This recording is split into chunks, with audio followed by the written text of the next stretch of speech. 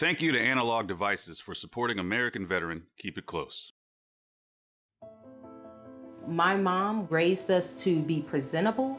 She raised us to have pride in ourselves, and that pride starts at our crown of our head. Hair has been a part of my journey in life.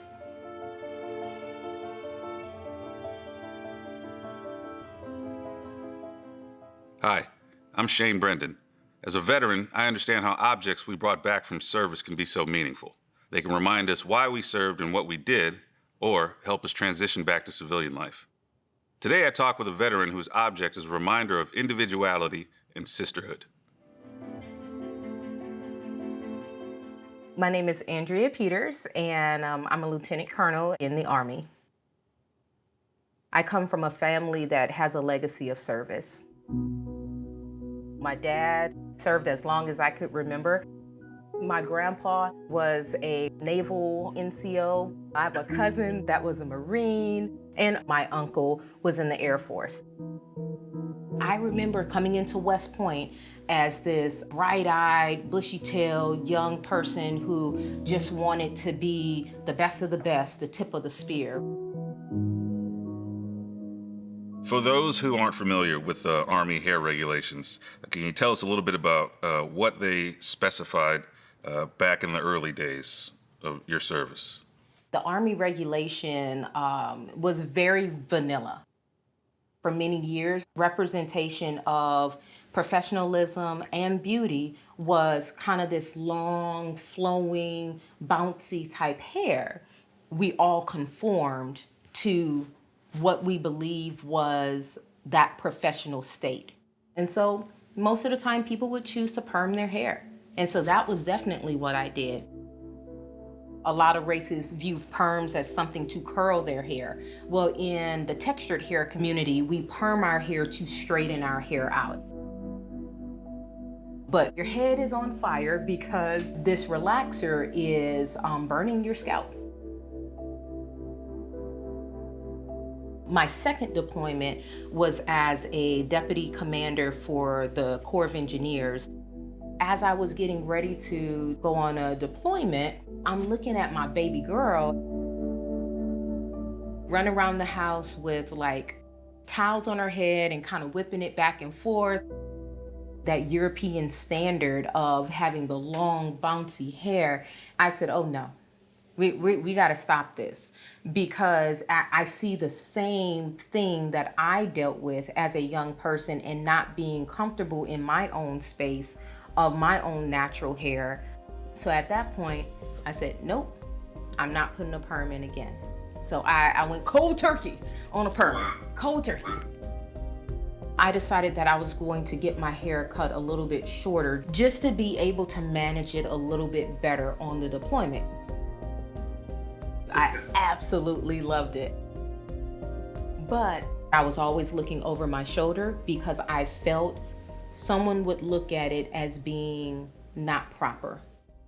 But I think what was beautiful with the deployment too, I was actually able to use a pick, something that I had never been able to do in my entire life. It brought me back to Black pride and Black strength and just embracing oneself and the natural essence of Black peoples. Now, this is a pic that you brought with you on the deployment?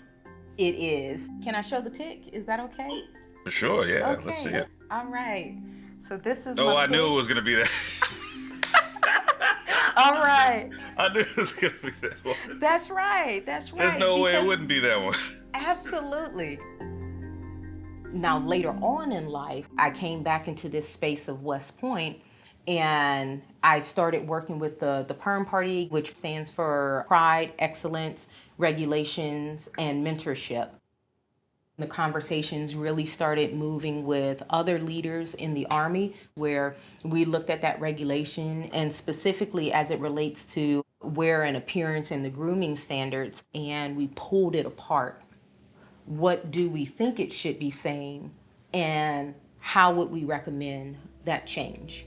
What wasn't understood was the stress and the maintenance that it takes for a woman with textured hair to keep herself looking good, and not just looking good externally, right? But looking good for herself to feel like she's ready to go out there and execute the way she needs to.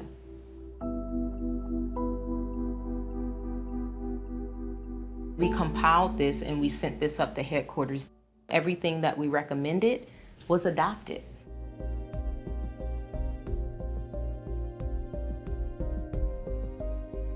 So now there's a sense of femininity that has been given to women in the Army.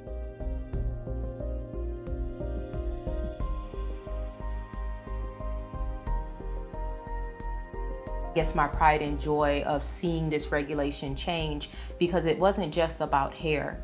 It was really about women truly being integrated into the Army the way they should have been in the beginning. Looking at the pick, does it still hold the same meaning as it did back during the deployments? It does. And it holds that meaning because of the legacy of hair that I grew up with and the legacy of hair that I will continue to perpetuate through my own actions and my own words. It reminds me that, hey, guess what? You can always go back to a natural state, and I have my pick on, standby, so I can actually do that. And it's just a source of freedom to me.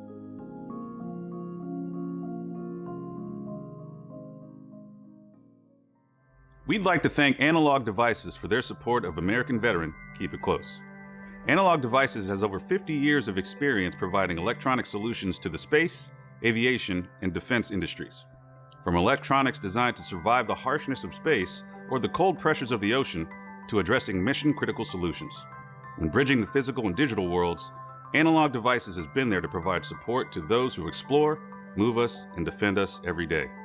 Analog Devices, ahead of what's possible.